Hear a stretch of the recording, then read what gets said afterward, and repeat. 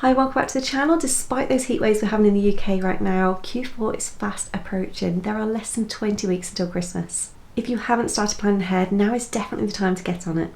Now from this point forward, you need to bear Christmas in mind when you're doing that sourcing. You're going to need to be stocking up on as much as you can when you find those great deals, but this means you're going to need to have the cash to do it. So today I wanted to look at where we can get the cash to buy those deals. Now if you're new to the channel, my name is Emma and I've been selling via the Amazon FBA program for just over a year and a half, and I've been sharing this journey since the end of last year. Now I don't have any software or services to sell, and I'm certainly not one of the biggest sellers. I am only selling part-time at the moment, but this is just a real honest look into my life as an Amazon seller. Now if there is something I come across in my own journey, I think it might help someone else, I do try and make a video out of it wherever I possibly can. Now we also have a great community over on Facebook. There's lots of useful advice and information. There's lots of people that are willing to help you out. So if you ever have any questions, you're ever stuck on anything, please do jump in. We'll do whatever we can to help you. Now one of the best pieces of advice I can give you is to reinvest everything. Any money you have left after all those overheads should be reinvested back into the business. Use this to purchase more stock and turn that stock around as fast as you possibly can. Now if you find that your sales are starting to slow down or you're struggling to compete with other people, you need to come up with a plan of action. Now it may be that you're just not properly analysing those deals. Every single item you look at must be thoroughly analysed before you make any purchase. Now you don't want to be looking at just the profit margin and the return on investment. You also need to look at that BSR, you need to look at the monthly sales, and you need to look at all that competition data. It's also worth taking a look at that historical data too and seeing if there are any obvious trends that you need to be aware of. If you're not 100% on the deal, do not make the purchase. You don't want to risk tying your money up with bad buys, and you don't want stock just sat on Amazon shelves costing you long-term storage fees either.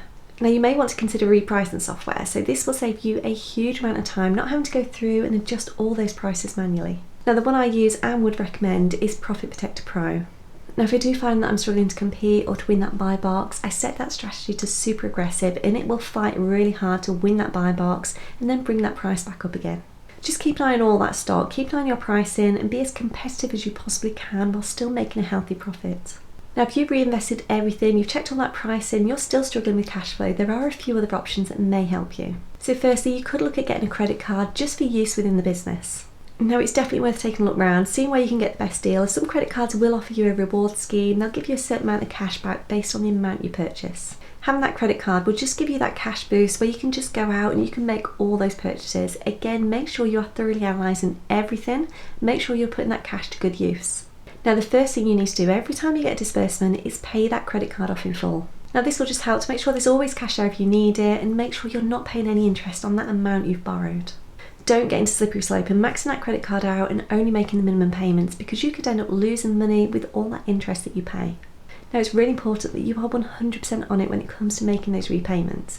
Any kind of lending should be taken really seriously. Just remember it's there to help the business, not to hinder it or cause you any future problems. Now your other option could be an Amazon loan.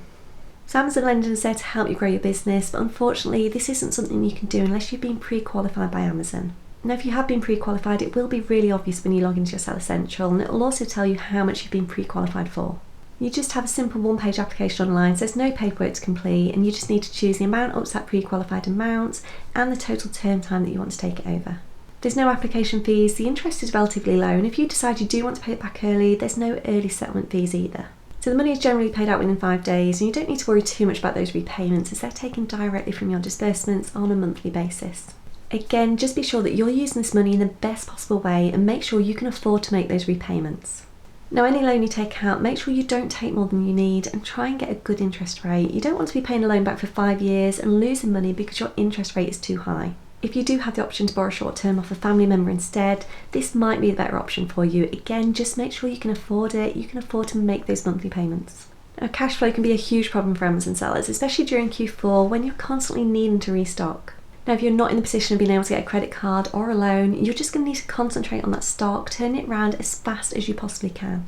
Be sure that those items you're purchasing are selling well and keep an eye on that pricing as well. If needs be, do this on a regular basis throughout the day and make any changes that you need to, or sign up to a repricer and let that do all the work for you. So that is all from me today. I hope that's just helped to give you a few ideas. Definitely look into a credit card or a short-term loan if you think it'll help, but do make sure you can afford those repayments. Any questions at all, please do pop them below and I'll get back to you as soon as I can. But for now, thank you for watching, take care, and I'll hopefully see you soon.